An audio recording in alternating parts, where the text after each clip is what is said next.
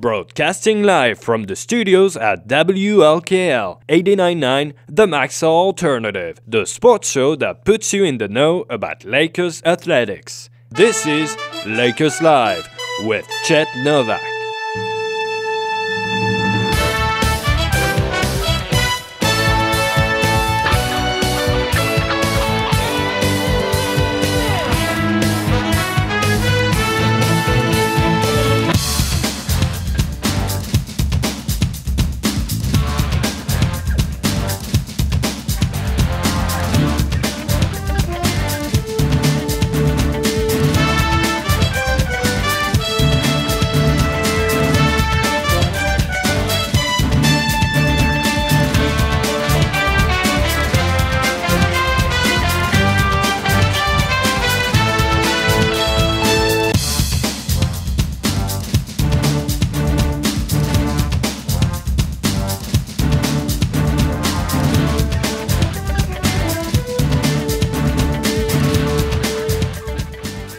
Morning, everyone. Welcome to Lakers Live. I am your host, Chet Novak, and joining me in the studios of WLKL is the head baseball coach, the new head baseball coach, for the Lakeland Lakers, Tony Simmons. How are you doing this morning, Tony? I'm good. How you doing?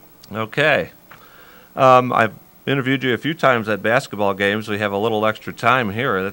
I always like that part of it, but let's get started. What's your earliest memory of baseball? Earliest memory? Wow. JC League, Mattoon, Illinois, about age 6, 7, playing for the Lions Club. Yeah. And how did that season go? Do you remember? Good. We were stacked. We had a guy named Guy Taylor. He ended up playing at Eastern.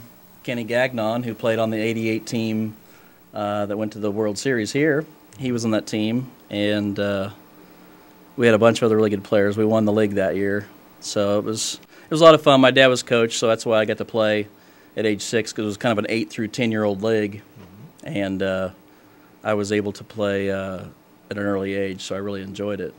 Okay, and now let's kind of go through your path to that brings you to Lakeland, high school, college, and then how did you get here specifically then? So, it's an interesting route, probably not the normal route. Of course, played at Mattoon High School for Bob Wyman. That was before Jack Lee was there, and I had a good experience there. We won the Big 12 all 4 years I was in high school, so I wasn't used to losing. And those same guys I was talking about were there. We won. I played our varsity for my sophomore year on, and it was a great experience. Because I got to play with kids older than me, which I think really helped me. And then was recruited by a few schools and went to Illinois State because it was close. We have a close family.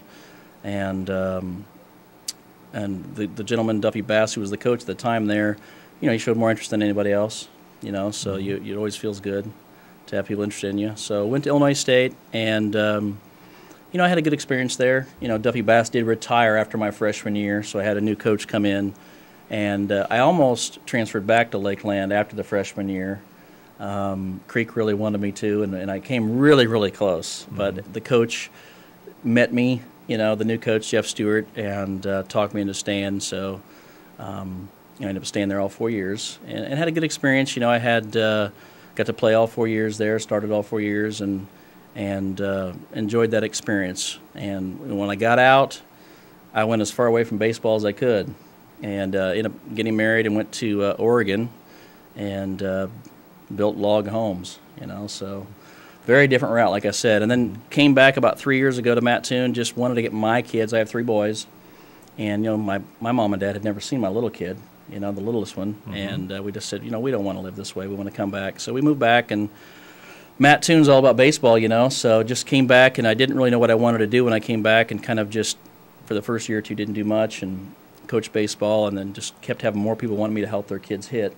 I ended up with about 70 students that I was helping, with hitting, and just realized it was what I enjoyed. It's what I did for the first 21 years of my life, and I think I was really meant to coach probably all along, and just took a longer time to realize it. And talked to Denny last year, and still was a long path from that point. I met with Denny, and we talked about me, possibly being the coach. That's Denny Thronberg, the athletic director. Yes, the athletic director. And then in November, I found out that I have kidney disease.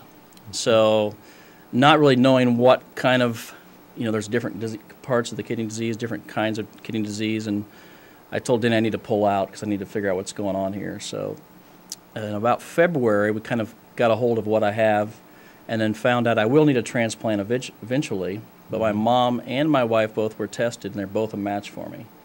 So that really helps out because when you're on the waiting list, it's about a 3 to 4 year waiting list. And but when I have to have my transplant, I'm ready to go. I think we'll probably take my mom's, and because it's a perfect match. And so I called Denny back and said, Denny, I got a hold of this thing. I think I'm going to be fine.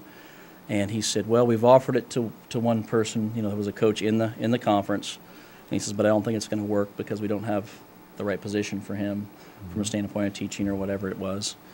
And about a week later, he called me and says, I was right, we'd love to have you.